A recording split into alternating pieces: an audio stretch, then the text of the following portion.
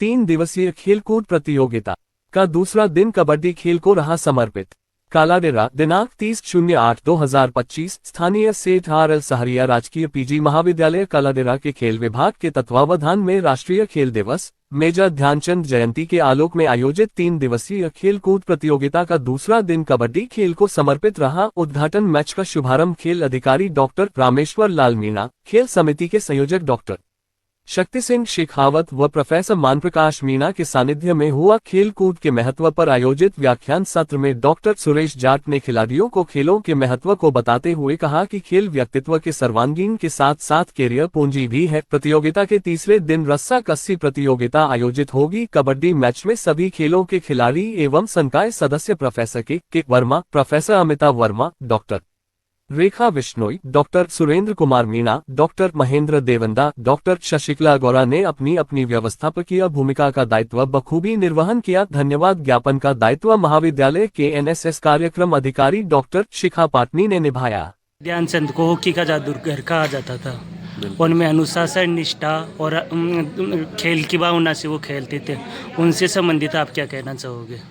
उनके जैसा महान हॉकी प्लेयर इस दुनिया में कोई नहीं था। बर्लिन में जब लेनिन के सामने मैच हुआ था तो लेनिन एक तो लेट आए थे और आने के बाद उन्होंने मेजर ध्यानचंद जी को अपने वहाँ बुलवाया।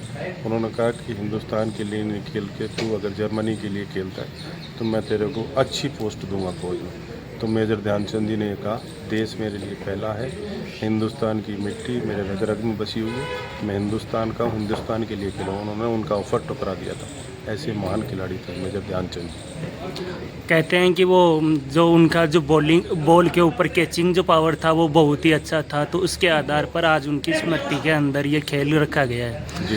तो आप खेल अधिकारी होने के नाते क्या संदेश देना चाहोगे? मैं खेल अधिकारी होने के नाते यही संदेश देना चाहूँगा कि बच्चों को अपने खेल के प्रति इतना डेडिकेट होना चाहिए, इतनी मेहनत करनी चाहिए कि जिस तरह से उनका कमांड हॉकी में बॉल आ जाए तो उनकी हॉकी तोड़ तोड़ के देखते थे कहीं इसमें कोई चुंबक तो नहीं है, लेकिन चुंबक नहीं होता था उसमें। उनका कमांड था, उनकी ड्रिबलिंग इतनी ज़बरदस्त थी कि वो एक बार हॉकी में बॉल आ जाए तो गोल ही होता था। जी सर, धन्यवाद। Thank you. जो ये मेजर ध्यानचंद है, कहते हैं कि वो हॉकी के जादूगर थे और साथ ही जो बॉल थी उसके ऊपर कैचिंग इतनी थी कि एक बार पकड़ लिया तो चुंबक की तरह पकड़ ही लेते थे। उससे संबंधित आप क्या कहना चाहोगे?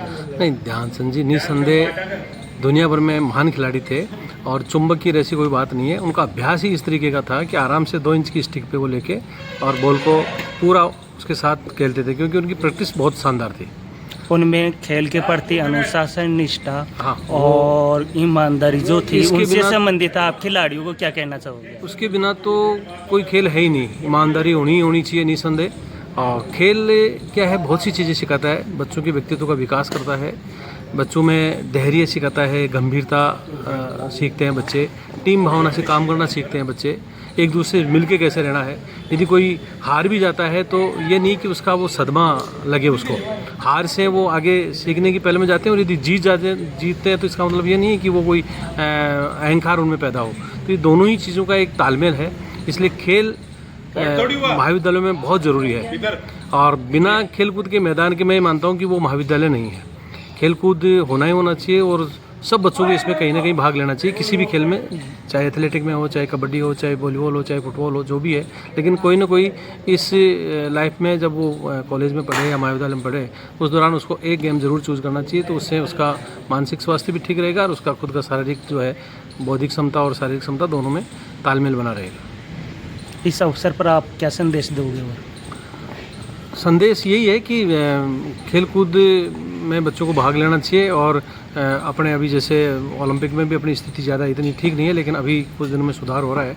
तो जब हम ग्राउंड लेवल पे यहाँ पर निचले स्तर पे जब खेलकूद को बढ़ावा देंगे, तभी हमें कहीं ऊपरी लेवल पे या विश्व स्तर पे हम अच्छा एक परफॉर्मेंस कर पाएंगे। तो सभी, क्योंकि महाविद्यालय में जब खेलकूद होते हैं या कहीं भी स्कूल में होते हैं तो वहाँ अकेले के जो PTA सर होते हैं या शारीरिक शिक्षक होता है उनका ही काम नहीं होता है, ये सबकी जिम्मेदारी होती है और सभी का काम होता है। तो मिलजुल के हम बच्चों को कुछ सीखें बच्चे खेलकूद की तरफ हमें, और उसी के तहत हमारी पूरी समिति जो है वो यहाँ पर भी उपस्थित है। हम लगभग 15 आदमी हैं इसमें।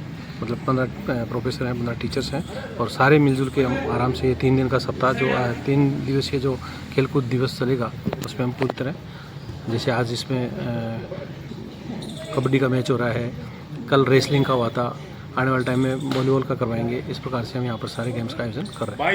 जी सर, धन्यवाद।